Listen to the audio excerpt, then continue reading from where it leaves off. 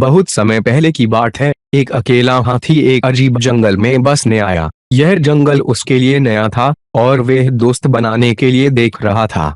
वो सबसे पहले एक बंदर से संपर्क किया और कहा, नमस्ते बंदर भैया, क्या आप मेरे दोस्त बनना चाहेंगे? बंदर ने कहा, तुम मेरी तरह झुला नहीं सकते क्योंकि तुम बहुत बड़े हो, इसलिए मैं तुम्हारा दोस्त नहीं बन सकता।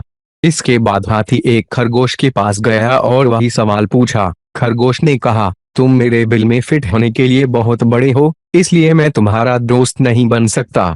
फिर हाथी तालाब में रहने वाले मेंढक के पास गया और वही सवाल पूछा। मेंढक ने उसे जवाब दिया, तुम मेरे जितना ऊंची कूदने के लिए बहुत भारी हो, इसलिए मैं तुम्हारा दोस्त नहीं बन सकता। अब हाथी वास्तव में उदास था क्योंकि वह बहुत कोशिशों के बावजूद दोस्त नहीं बना सका।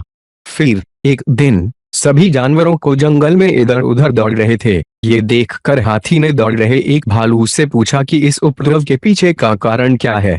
भालू ने कहा, जंगल का शेर शिकार पर निकला है, वे खुद को उससे बचाने के लिए भाग रहे हैं। ऐसे में हाथी शेर के पास गया और कहा कि कृपया इन निर्दोष लोगों को चोट न पहुंचाओ, कृपया उन्हें अकेला छोड़ दें। शेर ने उसका मजाक उड़ाया और हाथी को एक तरफ चले जाने को कहा। तभी हाथी को गुस्सा आ गया और उसने शेर को उसकी सारी ताकत लगाकर धक्का दे दिया, जिससे वह घायल हो गया और वहां से भाग खड़ा हुआ।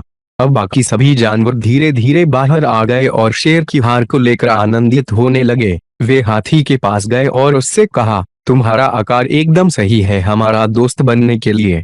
कहानी की सीख। इस कहानी से हमें ये सीख मिलती है कि एक व्यक्ति का आकार उनके मूल्य का निर्धारण नहीं करता।